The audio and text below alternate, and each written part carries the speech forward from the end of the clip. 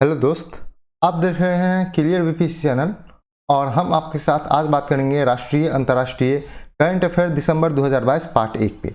ये बहुत दिनों से अटका हुआ था, आप सभी का डिमांडिंग वीडियो है।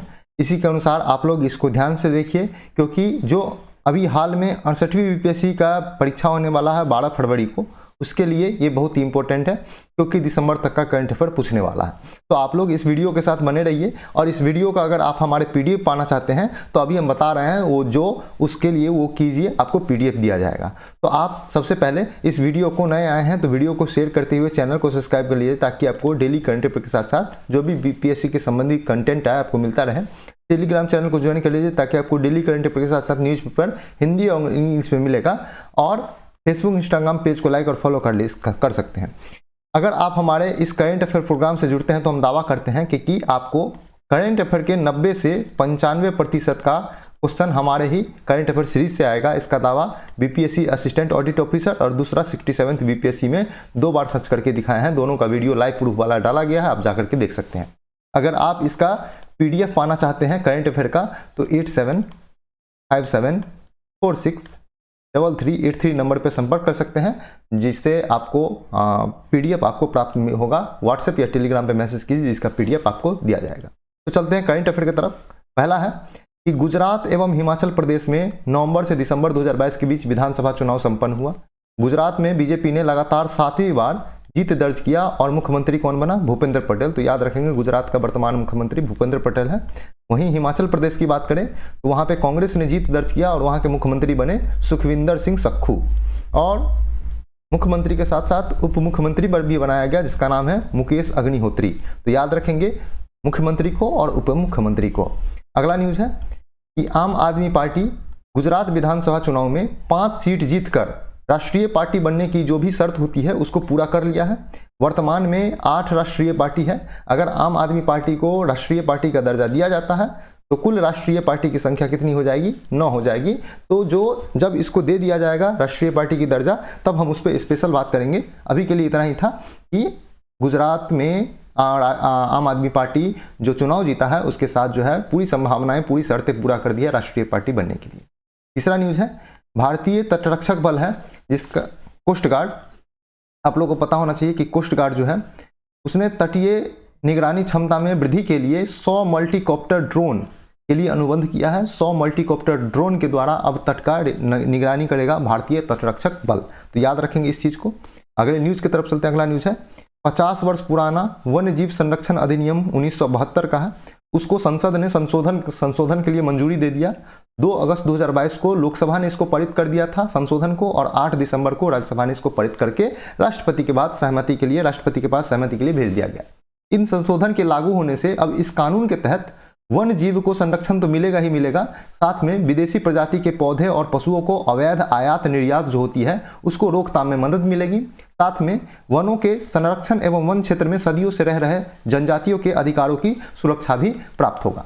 तो ये जो संशोधन है ये बहुत ही इंपॉर्टेंट है, खास करके आपके मेंस के पॉइंट ऑफ व्यू से। तो जब आप लोग मेंस लिखिएगा तो 1972 के कानून को संबंध में एक क्वेश्चन जरूर तैयार कर लिएगा, होलिस्टिक टॉपिक, ताकि आपको इससे संबंधित कोई भी क्वेश्चन पूछा जाए तो ना छूटे। और पीटी में भी आपका फैक्चुअल जो पूछा जाएगा वो यहाँ पे बताया जा चुका है।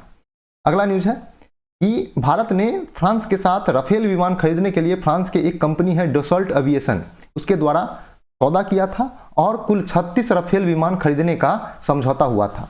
यह समझौता जो है सितंबर 2016 में किया गया था और 7.87 अरब यूरो में, जो 9 अरब डॉलर के हिसाब के बराबर होता है, या नहीं तो 58,000 करोड़ रुपए के बराबर इसको माना जाता है। इसका सौदा किया था भारत ने फ्रांस के एक डसॉल्ट एविएशन कंपनी के साथ, जहां से 36 राफेल विमान, लड़ाकू विमान खरीदने थे। भारत को 36वां राफेल लड़ाकू विमान प्राप्त हो चुका है। राफेल का जो 36वां डिलीवरी था वो भी हो चुका है। 15 दिसंबर 2022 को यह 36वां राफेल प्राप्त हो चुका है। और राफेल का जो जत्था होगा, जिसको स्क्वाड्रन कहते हैं, उसको गोल्डन एरो का नाम दिया गया है। तो याद रखेंगे राफेल का जत्था को गोल्डन एरो का नाम दिया गया है। अगर हम अगले करंट अफेयर के चलते हैं, अगले करंट अफेयर क्या है? अगला करंट अफेयर हम देखते हैं कि प्रधानमंत्री नरेंद्र मोदी ने 11 दिसंबर 2022 को पारंपरिक आयुष चिकित्सा प्रणालियों के शिक्षण एवं अनुसंधान को बढ़ावा देने के लिए 3 आयुष संस्थान की स्थापना एवं का उद्घाटन किया है। पहला नंबर है अखिल भारतीय आयुर्वेद संस्थान, जिसका स्थापना गोवा के पणजी में किया जाएगा। दूसरा है राष्ट्रीय यूनानी चिकित्सा संस्थान, जिसका स्थापना उत्तर प्रदेश के गाजियाबाद में किया जाएगा। और तीसरा है राष्ट्रीय होम्योपैथिक संस्थान, जो दिल्ली में किया जाएगा। इस तीनों का नाम याद रखिएगा, पूछा जा सकता है। अगले नंबर न्यूज की तरफ चलते हैं। अगला नंबर न्यूज है केंद्र सरकार ने अंडमान निकोबार के 21 निर्जन द्वीप, कहने का मतलब है कि वहां पे जहां पे मानव बस्ती का निवास नहीं हो उसको निर्जन द्वीप कहते हैं। तो 21 निर्जन द्वीप का नाम बदलकर परमवीर चक्र से विजेता जो सैनिक होते हैं, सम्मानित सैनिक होते हैं, विजेता नहीं कहेंगे, सम्मानित व्यक्ति के नाम पर रखने का निर्णय लिया है। प्रथम परमवीर चक्र से सम्मानित जो है मेजर सोमनाथ शर्मा, उनके नाम पर INAN 70 द्वीप जो अंडमान में आता है उसको रखा गया है। तो कहने का मतलब INAN 370 द्वीप का नाम अब क्या होगा, मेजर सोमनाथ शर्मा द्वीप रखा गया है। मेजर सोमनाथ शर्मा की बात करें तो 3 नवंबर 1947 को बडगांव का जो युद्ध हुआ था उसमें अपना बलिदान दिया था और इसको इसी बलिदान के कारण इनको भारत का प्रथम परमवीर चक्र से सम्मानित किया गया था। अंडमान निकोबार के 3 द्वीप हैं। पहला है रॉस द्वीप, जिसका नाम नेताजी सुभाष चंद्र बोस द्वीप के नाम पे बदल दिया गया है। दूसरा है नील द्वीप, जिसका नाम शहीद द्वीप के नाम पे कर दिया गया है। और तीसरा है हैवलॉक द्वीप, जिसका नया नाम स्वराज द्वीप होगा। यह नामकरण जो है जब सुभाष चंद्र बोस जी ने आज़ादी से पहले तिरंगा झंडा फहराया था, उस तिरंगा झंडा फहराने के 75वीं वर्षगांठ के अवसर पर प्रधानमंत्री नरेंद्र मोदी ने 2018 में इन तीनों द्वीपों का नाम बदलकर यह द्वीप में परिवर्तित कर दिया था। याद रखेंगे, पूछा जा सकता है। अगले नंबर न्यूज की तरफ चलेंगे। अगला नंबर न्यूज है कि अमृत भारत स्टेशन योजना शुरू किया गया है, जिसका उद्देश्य है कि देश के 1000 छोटे एवं महत्वपूर्ण रेलवे स्टेशन का उन्नयन और उसका नवीनीकरण करना है। इस योजना को भारतीय रेलवे द्वारा शुरू किया गया है। रेलवे के 68 मंडल के 15 छोटे छोटे स्टेशनों को चुन करके, भारत में 68 मंडल है रेलवे का, प्रत्येक मंडल से 15-15 छोटे रेलवे स्टेशन को चुना जाएगा और प्रत्येक पर 10 से 20 करोड़ रुपया का खर्चा करके इसका उन्नयन एवं नवीनीकरण किया जाएगा। तो याद रखेंगे अमृत भारत स्टेशन योजना, अमृत भारत लगा हुआ है तो इससे नाम से भी स्पष्ट होगा, आज़ादी के अमृत महोत्सव के तहत इसको शुरू किया गया है। अगले नंबर न्यूज की बात करते हैं तो कानून एवं न्याय मंत्रालय के अनुरोध पर असम में लोकसभा एवं विधानसभा की सीटों का पुनः परिसीमन का कार्य 2011 की जनगणना के आधार पर 1 जनवरी 2023 को शुरू कर दिया गया। तो यहाँ पे अब परिसीमन किया जाएगा। 2001 से 8 तक 2001 की जनगणना के आधार पर पूरे देश में परिसीमन हुआ था, लेकिन 4 ऐसे राज्य थे जहां पर परिसीमन नहीं हो पाया था। पहला है असम, दूसरा है अरुणाचल प्रदेश, तीसरा है मणिपुर और चौथा है नागालैंड। कुछ कारणों से इन चारों राज्यों में परिसीमन नहीं हो पाया था, जिसके आधार पर 2011 की जनगणना के आधार पर 1 जनवरी 2023 से परिसीमन का कार्य शुरू हो चुका है आसाम में। अगला न्यूज है कि राष्ट्रीय अपराध रिकॉर्ड ब्यूरो है, नेशनल क्राइम रिकॉर्ड ब्यूरो। अगली न्यूज की बात करते हैं।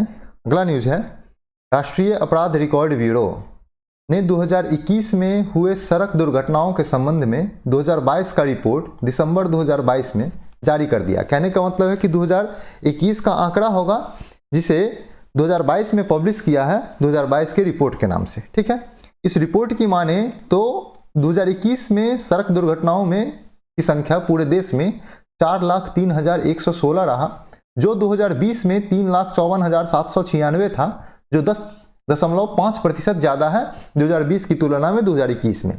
वहीं सड़क दुर्घटना में मौतों की आंकड़ा की बात करें तो 2021 में मौतों का आंकड़ा 1,55,622 थी, जो 2020 में 1,33,201 से 16.8% ज़्यादा है, जो आंकड़ा सड़क दुर्घटना में होने वाली मौतों के लिए एक चिंता का सबब बना हुआ है। अगले न्यूज़ की तरफ चलते हैं। अगला न्यूज़ है कि रक्षा अनुसंधान एवं विकास संगठन DRDO defence research and development organisation द्वारा भारत डायनेमिक्स लिमिटेड के सहयोग से अग्नि 5 मिसाइल का निर्माण किया गया था, जिसका 9वां सफल परीक्षण 15 दिसंबर को बंगाल की खाड़ी में किया गया। अग्नि 5 सतह से सतह मार करने वाली 5000 किलोमीटर तक 1.5 टन कि भार पेलोड ढोने की क्षमता वाला परमाणु क्षमता संपन्न एक मिसाइल है। अग्नि 5 की बात करें तो यह भारत की सबसे सर्वाधिक दूरी तक मार करने वाली मिसाइलों में से एक है, अग्नि 5, जो 5000 किलोमीटर तक मार करेगी। डीआरडीओ का कहना है कि आने वाले दिनों में अग्नि 5 का वजन घटा करके इसकी मारक दूरी या मारक क्षमता को बढ़ाया जा सकता है 7000 किलोमीटर तक। तो अगर 7000 किलोमीटर हो जाता है तो यह इंटरकॉन्टिनेंटल, कहने का मतलब है कि अंतर महाद्वीपीय बैलिस्टिक मिसाइल या मिसाइल हो सकता है, बन जाएगा। अगली बात करते हैं, अगला न्यूज। अरुणाचल प्रदेश के तवांग क्षेत्र में भारत चीन के मध्य वास्तविक नियंत्रण रेखा लाइन ऑफ एक्चुअल कंट्रोल के पास चीनी सैनिक ने भारतीय सीमा क्षेत्र में आ गया था, जिसे भारतीय सैनिक ने पीछे धकेल करके एलएसी सीमा का रक्षा किया है। तो पूछ सकता है कि तवांग क्षेत्र किस राज्य से संबंधित है, तो अरुणाचल प्रदेश से याद रखेंगे। अगला न्यूज है कि भ्रष्टाचार एवं गबन के मामले में मालदीव के पूर्व राष्ट्रपति रहे अब्दुल्ला यामीन को 11 वर्ष का सजा मिला है। अब्दुल्ला यामीन की बात करें तो यह 2013 से 18 तक मालदीव के राष्ट्रपति थे। अगली न्यूज की बात करते हैं। प्रशांत महासागर में स्थित एक देश है जिसका नाम है फिजी। फिजी इसलिए भी चर्चा है क्योंकि यहाँ पे 12वां विश्व हिंदी सम्मेलन होने वाला है, इसलिए फिजी देश हमारे लिए इंपॉर्टेंट है। तो भारत प्रशांत महासागर में स्थित यह द्वीपीय देश है फिजी। यहाँ पे हुए आम चुनाव में किसी भी पार्टी को बहुमत नहीं मिला, जिसके कारण 3 पार्टी ने गठबंधन बना करके नया सरकार बना और उनके प्रधानमंत्री का नाम है राबुका फिजी। तो याद रखेंगे राबुका फिजी को। अगले हम 12वां विश्व हिंदी सम्मेलन की भी बात करेंगे अगले आने वाले न्यूज़ों में। अगला न्यूज है कि संयुक्त राष्ट्र जैव विविधता पर अंतर्राष्ट्रीय सम्मेलन United Nation convention on biological diversity, तो जैव विविधता पर जो सम्मेलन है यूनाइटेड नेशन का, उसके सदस्य देशों का 15वां सम्मेलन, जिसे हम कॉप 15 कॉन्फ्रेंस ऑफ पार्टी 15 का आयोजन 7 से 9 दिसंबर 2022 को चीन की मेजबानी में कनाडा के मॉन्ट्रियल शहर में आयोजित हुआ। हालांकि इसमें एक घोषणा पत्र की भी चर्चा की गई है, तो घोषणा पत्र की चर्चा हम आने वाले न्यूज में करेंगे। यहां तक इसका इतना न्यूज को आप याद रखेंगे, क्वेश्चन यहां से भी 100% बनने की चांस है। अगले न्यूज की बात करते हैं। अगला न्यूज है कि इस सम्मेलन की थीम की बात करें तो ecological civilisation building a future for life on earth था। तो याद रखेंगे CBD के UNCBD United Nation convention on biological diversity के थीम के बारे में, जो COP 15 का थीम था। अगला है, देखते हैं कि यह सम्मेलन 3 अक्टूबर 2020 को चीन में होना था, परंतु कोरोना आ जाने के कारण इसे स्थगित कर दिया गया था। UNCBD का लक्ष्य है कि विश्व के 30% भूमि और 30% महासागर यानी समुद्र को संरक्षित करना, लेकिन वर्तमान में 17% भूमि संरक्षित है और 10% महासागर संरक्षित है। इसे बढ़ा करके 30% करने का लक्ष्य United Nation convention on biological diversity के उद्देश्यों में से एक है। इस लक्ष्य को पूरा करने के लिए जो विकसित देश हैं वह गरीब देशों को सालाना वित्तीय मदद के तौर पर 2025 तक 20 अरब डॉलर प्रदान करेगा। वहीं 2030 तक की बात करें तो 30 अरब डॉलर प्रदान करेगा। सभी गरीबों देशों को इसमें से बंटवारा दिया जाएगा। अगला न्यूज की बात करते हैं। 16वां न्यूज है कि 1 जनवरी 2021 से लेकर के 31 दिसंबर 2022 तक का भारत संयुक्त राष्ट्र सुरक्षा परिषद, कहने का मतलब है भारत अलग है, संयुक्त राष्ट्र सुरक्षा परिषद UNSC United nation security council का अस्थायी सदस्य रहा था 2 वर्षों के लिए, 1 जनवरी 2021 से लेकर के 31 दिसंबर 2022 तक का। भारत का यह UNSC में 8वां बार अस्थायी सदस्य बना था। तो याद रखेंगे UNSC में इस वर्ष 1 जनवरी 2023 से 5 नए सदस्य अस्थायी तौर पे बने हैं, जिनका नाम है जापान, इक्वाडोर, माल्टा, मोजाम्बिक और स्विट्जरलैंड। इनका कार्यकाल 1 जनवरी 2023 से लेकर के 31 दिसंबर 2024 तक रहेगा। UNSC का सबसे ज्यादा अस्थायी सदस्य रहने का रिकॉर्ड किसका है? जापान का है, जो 12वीं बार UNSC का अस्थायी सदस्य बना है। अगला न्यूज की बात करते हैं। अगला न्यूज है कि अमेरिका की पत्रिका है फोर्ब्स, उन्होंने 2022 का 100 सर्वाधिक शक्तिशाली महिलाओं की एक सूची जारी की है। अब इस सूची की बात करें तो इस सूची में प्रथम स्थान पर यूरोपीय आयोग के अध्यक्ष उर्सुला वान डेर लियोन है। इसका अध्यक्ष कौन है? Ursula van der Leone. European union के केंद्रीय बैंक के अध्यक्ष की बात करें तो क्रिस्टीना लेगार्ड। दूसरे स्थान पर रही है। तो ये बहुत ही इंपॉर्टेंट है। उर्सुला वान डेर लेयन को मिला है यूरोपीय यूनियन की केंद्रीय बैंक की अध्यक्ष क्रिस्टीना लेगार्ड, जो दूसरे स्थान पर रही है। शीर्ष 100 शक्तिशाली महिला की सूची में 6 भारतीय महिला को शामिल किया गया है, जिसमें पहला स्थान है भारत के वित्त मंत्री निर्मला सीतारमण, जिसको 36वां स्थान मिला। दूसरा स्थान है HCL के चेयरपर्सन है रोशनी नडार मल्होत्रा, 53वें स्थान पर है। तीसरा है बायोकॉन कंपनी के चेयरमैन किरण मजूमदार 77वें स्थान पर। चौथा है नायका के संस्थापक फागुनी नायर, 89वें स्थान पर। वहीं 5वें स्थान पर है सेबी के अध्यक्ष माधवी पुरी बुच, और 6ठे स्थान पर है महारत्न कंपनी है SAIL steel authority India limited के प्रथम महिला अध्यक्ष जो बनी है सोमा मंडल, उनको रखा गया है। तो याद रखेंगे 6 महिला का नाम कौन फोर्ब्स के 100 सर्वाधिक शक्तिशाली महिलाओं की सूची में स्थान पाई है। अगले न्यूज की बात करते हैं। अगला न्यूज है कि अमेरिकी कांग्रेस या अमेरिका का संसद द्वारा समलैंगिक विवाह विधेयक पारित किया गया है, जिसके बाद समलैंगिक विवाह को कानूनी मान्यता देने वाला अमेरिका 33वां देश बन गया है। तो याद रखेंगे समलैंगिक विवाह विधेयक पारित किया गया, जिसके बाद समलैंगिक विवाह को कानूनी मान्यता देने वाला अमेरिका कौन सा देश बन गया? विश्व में 33वां देश बन चुका है। अगली न्यूज की बात करेंगे।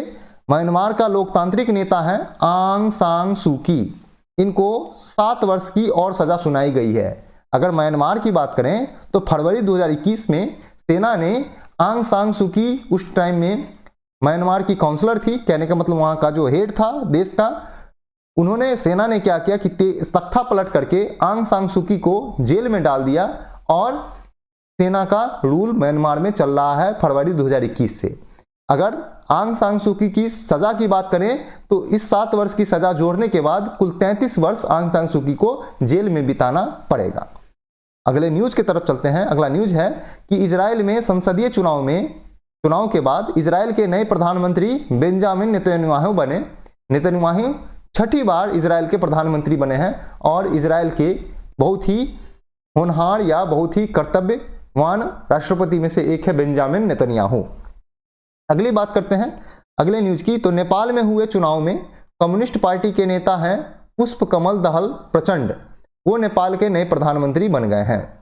अगर नेपाल की संसद की बात करें, जिसको हम लोग प्रतिनिधि सभा कहते हैं, नेपाल के लोग कहते हैं, तो नेपाल के प्रतिनिधि सभा या संसद में 275 सीट है, जिसमें से किसी भी पार्टी को बहुमत नहीं मिला और त्रिंकुश सदन की स्थिति पैदा हो गई। त्रिंकुश सदन हुआ होता है जिस चुनाव में किसी भी पार्टी को बहुमत ना मिला हो। प्रचंड ने गठबंधन बना करके सरकार का गठन किया है, याद रखेंगे। अगले न्यूज की तरफ चलते हैं। प्रधानमंत्री गरीब कल्याण योजना, इस नाम से तो आप परिचित होंगे ही।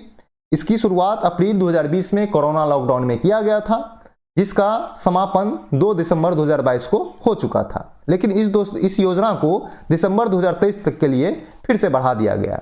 अगर इस योजना की बात करें तो इस योजना के तहत 5 किलो अनाज मुफ्त में दिया जाता है। यह योजना राष्ट्रीय खाद्य सुरक्षा अधिनियम के तहत संचालित है। तो इतनी बातें याद रखिएगा, खास करके दिसंबर 2023 तक के लिए बढ़ा दिया गया है, ये पूछा जाएगा तो याद रखेंगे। अगले न्यूज की बात करते हैं। तो आरबीआई ने मौद्रिक नीति में लगातार 5वीं बार विभिन्न बैंकों दरों में 0.35% की वृद्धि की है, ताकि महंगाई पर कंट्रोल किया जा सके। 7 दिसंबर 2022 तक का जो रेपो रेट या विभिन्न बैंकिंग दरों की स्थिति को अगर हम गौर करें तो रेपो रेट 6.25% है, जिसमें 0.35% की वृद्धि की गई है। वहीं रिवर्स रेपो रेट में कोई बदलाव नहीं हुआ है। पिछले 2 सालों से यही रिवर्स रेपो रेट बना हुआ है 3.35%। अगर स्टैंडिंग डिपॉजिट फैसिलिटी रेट की बात करें तो यह 6% पे आ गया है, इसमें भी 0.35 बेसिस पॉइंट की वृद्धि की गई है। वहीं एमएसएफ में रेट में भी उतनी ही वृद्धि करके 6.50% पर पहुंच गया है। मार्जिनल स्टैंडिंग फैसिलिटी रेट की बात कर रहे थे। बैंक रेट में 0.35 बेसिस पॉइंट की वृद्धि की गई है, और ये भी 6.50% हो गया है। कैश रिजर्व रेशियो में कोई बदलाव नहीं हुआ है। सीआरआर में और एसएलआर में भी कोई बदलाव नहीं हुआ है। अगले न्यूज की बात करते हैं। अगला न्यूज है कि केंद्र सरकार ने 2023 के लिए नारियल खोपड़ा पर न्यूनतम समर्थन मूल्य एमएसपी जारी कर दिया गया है। खोपड़ा 2 तरह का होता है, एक मिलिंग खोपड़ा और दूसरा बाल खोपड़ा। अगर मिलिंग खोपड़ा की बात करें तो इस खोपड़ा पर 270 रुपए प्रति क्विंटल रेट को बढ़ा करके इसका नया एमएसपी 10,860 हो गया है। वहीं बाल खोपड़ा की बात करें तो 750 रुपये प्रति क्विंटल बढ़ा करके 11,750 रुपये प्रति क्विंटल हो चुका है। अगर बात करें कि एमएसपी दर का निर्धारण कृषि मूल्य एवं लागत आयोग CACP द्वारा किया गया है और CACP का जो सहमति होता है या जो मंजूरी जो प्रस्ताव होता है उस पर प्रधानमंत्री की अध्यक्षता में एक समिति है जिसका नाम है आर्थिक मामलों पर मंत्रिमंडलीय समिति। वह इस मूल्य को या इस दर को प्रस्ताव कर उस पर सहमति दे देता है जो एमएसपी कहलाता है। तो याद रखिएगा एमएसपी कौन तय करता है? CACP, कृषि मूल्य एवं लागत आयोग। अगले न्यूज की तरफ चलते हैं। अगला न्यूज है कि केंद्र सरकार के वित्त मंत्रालय द्वारा विभिन्न तरह की लघु बचत ब्याज दरों या लघु बचत योजना का संचालन किया जाता है और इसी लघु बचत योजना के ब्याज दरों में 1.1% की वृद्धि की गई है। खास करके यह जो लघु बचत योजना है वो डाकघरों के द्वारा संचालित किया जाता है। यह 1.1% की वृद्धि 1 जनवरी 2023 से लागू हो चुका है। तो याद रखेंगे विभिन्न वित्त मंत्रालय के द्वारा शुरू किया गया था। अगला न्यूज की बात करें तो 31 दिसंबर 2022 को गृह मंत्री अमित शाह ने कर्नाटक के देवनहल्ली में केंद्रीय गुप्तचर प्रशिक्षण संस्थान CDTI central detective training institute का आधारशिला रखा है। ये 100% पूछने की संभावना है, इसको याद रखिएगा CDTI का, क्योंकि यह केंद्रीय गुप्तचर जो खुफिया विभाग होता है उसका जो ट्रेनिंग वाला इंस्टीट्यूट है उसको बनाया गया है कर्नाटक के देवनहल्ली में। अगली न्यूज की बात करते हैं। अगला न्यूज है कि भारत ऑस्ट्रेलिया के मध्य हस्ताक्षरित हुआ है एक FTA फ्री ट्रेड एग्रीमेंट जिसका नाम है India Australia economic cooperation and trade agreement. यह एक मुक्त व्यापार समझौता है जो 29 दिसंबर 2022 से लागू हो चुका है। अगर इस प्रस्ताव की हस्ताक्षर की बात करें तो यह समझौता पर हस्ताक्षर 2 अप्रैल 2022 को ही हो चुका है। इस प्रस्ताव के तहत या इस मुक्त व्यापार समझौता के तहत ऑस्ट्रेलिया भारत के 96.4% वस्तु को शुल्क मुक्त ऑस्ट्रेलिया में प्रवेश देगा, वहीं भारत ऑस्ट्रेलिया के 85% वस्तु को भारत में शुल्क मुक्त प्रवेश देगा। इससे पूर्व इस समझौता से पूर्व भारत संयुक्त अरब अमीरात के साथ यूनाइटेड अरब अमीरात के साथ मुक्त व्यापार समझौता को लागू कर चुका है। जो भारत अरब देशों के साथ किसी भी अरब देशों के साथ प्रथम मुक्त व्यापार समझौता किया था वो था UAE यूनाइटेड अरब अमीरात के साथ। अगले न्यूज की तरफ चलते हैं। अगला न्यूज में हम देखते हैं कि दिसंबर 2022 में प्रमुख नियुक्तियां हुई हैं। नियुक्तियों पर बात करते हैं। पहला है अनिल कुमार लाहोटी रेलवे बोर्ड के चेयरमैन एवं CEO बने हैं चीफ एग्जीक्यूटिव ऑफिसर, कहने का मतलब है मुख्य कार्यकारी अधिकारी। अगला है न्यायमूर्ति दीपांकर दत्त उच्चतम न्यायालय के न्यायाधीश बने हैं और इनके न्यायाधीश बनने से उच्चतम न्यायालय में कुल न्यायाधीशों की संख्या 28 हो गई है और कुल संख्या कितनी हो सकती है? 34। तो 34 में से 28 फुल है, उस पे से 6 खाली है अभी भी। अगली नियुक्ति है अरुण कुमार सिंह को ONGC के चेयरमैन बनाया गया है। PG सीताराम को अखिल भारतीय तकनीकी शिक्षा परिषद का अध्यक्ष बनाया गया है। J चंद्रशेखर अय्यर को केंद्रीय जल आयोग के अध्यक्ष बनाया गया है। राजीव रंजन उर्फ लल्लन सिंह जनता दल यूनाइटेड जो नीतीश कुमार पार्टी है उसका अध्यक्ष बने गए हैं। सुब्रकांत पांडा फिक्की के अध्यक्ष बने हैं जो विभिन्न तरह के जो एसोसिएशन है, विभिन्न तरह के एसोसिएशन की क्या बात करें, जो उद्योगपति का एसोसिएशन है जिसको फिक्की कहते हैं, उसी का अध्यक्ष सुब्रकांत पांडा बने हैं। सबसे बड़ी नियुक्ति है जो पूछा जा सकता है, भारतीय मूल की अमेरिकी नागरिक हैं सुष्मिता शुक्ला। उनको अमेरिका के जो फेडरल रिजर्व, जैसे भारत में RBI है उसी तरह अमेरिका में फेडरल रिजर्व बैंक है, उसका प्रथम उपाध्यक्ष बनाया गया है। इससे पहले फेडरल रिजर्व में उपाध्यक्ष का पद नहीं हुआ करता था, लेकिन अब उपाध्यक्ष का पद बनाया गया है और उसमें प्रथम नियुक्ति भारतीय मूल की अमेरिकी नागरिक सुष्मिता शुक्ला को किया गया है। अगली न्यूज की बात करते हैं तो दिसंबर 2022 में हुए प्रमुख निधन की बात करते हैं। तो ब्राजील के महान फुटबॉलर थे पेले, जिनका मूल नाम था एडसन एनानटेस डी नासिमेंटो। उनका 83 वर्ष की उम्र में निधन हो गया। पेले ने ब्राजील के लिए खेलते हुए 3 बार फीफा विश्व कप फुटबॉल को जिताया है ब्राजील के लिए। अगली न्यूज की बात करते हैं तो भारत के प्रसिद्ध अर्थशास्त्री और पूर्व केंद्रीय मंत्री रहे हैं योगेंद्र के अलग, उनका निधन हो गया है। अगला निधन की बात करते हो प्रधानमंत्री नरेंद्र मोदी की मां थी जिनका नाम था हीराबा, उनका 100 वर्ष की उम्र में निधन हो गया। अगली निधन है रोमन कैथोलिक संप्रदाय के पोप रहे हैं बेनेडिक्ट 16वां बेनेडिक्ट, जिनका मूल नाम था जोसेफ रेटिंगर। उनका 95 वर्ष की आयु में निधन हो गया। तो ये 4 निधन आप लोग याद रखिएगा, खास करके प्रधानमंत्री नरेंद्र मोदी वाला और पेले वाला, पहला और तीसरा इससे क्वेश्चन पूछा जाएगा।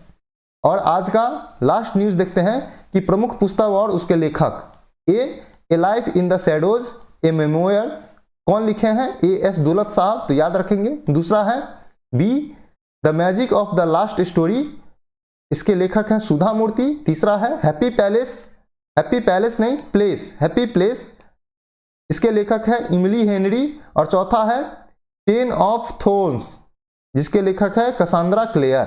इतनी न्यूज़ें आप याद रखिए। आज हम 30 न्यूज़ पे बात किए हैं, पार्ट 1 पे बात किए हैं 30 न्यूज़ की, पार्ट 1 में 30 न्यूज़ की बात किए हैं, पार्ट 2 में भी 30-35 न्यूज़ की बात करेंगे और पार्ट 3 में हम लोग समाप्त कर देंगे दिसंबर करंट अफेयर 2022 को। इसी के साथ हमारा 1 साल का करंट अफेयर मंथली हिसाब से बिहार स्पेशल के साथ साथ राष्ट्रीय अंतर्राष्ट्रीय समाप्त हो जाएगा। तो अगर आपको अच्छा लगता है तो आप क्लियर बीपीएससी चैनल को अपने दोस्तों के साथ शेयर कीजिए। इस वीडियो को शेयर करते हुए चैनल को सब्सक्राइब कर लीजिए ताकि आपको बीपीएससी की तैयारी संबंधित जो भी कंटेंट है आपको मिलता रहे। टेलीग्राम चैनल को ज्वाइन कर लीजिए ताकि आपको डेली करंट अफेयर के साथ साथ न्यूज़पेपर हिंदी और इंग्लिश में मिलेगा जो आपके बीपीएससी की तैयारी से संबंधित पीटी हो या मेन सभी को इंपॉर्टेंट देगा। फेसबुक इंस्टाग्राम पेज को लाइक और फॉलो कर सकते हैं। अगर आप हमारे करंट अफेयर सीरीज से जुड़ते हैं तो आपका 90 से 95% करंट अफेयर का क्वेश्चन हमारे करंट अफेयर सीरीज से आएगा। इसका दावा हम बीपीएससी के असिस्टेंट ऑडिट ऑफिसर में और दूसरा 67वीं बीपीएससी में सच करके दिखाए हैं, जिसका लाइव प्रूफ वाला वीडियो डाला गया है। आप हमारे करंट अफेयर के पीडीएफ फॉर्म से जुड़ना चाहते हैं तो आप हमारे टेलीग्राम या व्हाट्सएप पे 8757463383 नंबर पे संपर्क कर सकते हैं। इस पे आप व्हाट्सएप या टेलीग्राम पे मैसेज कीजिएगा तो आपको पीडीएफ प्रोवाइड करवाया जाएगा। तो आज के लिए इतना ही था। देखते रहिए, पढ़ते रहिए, रिवीजन करते रहिए। Thank you so much.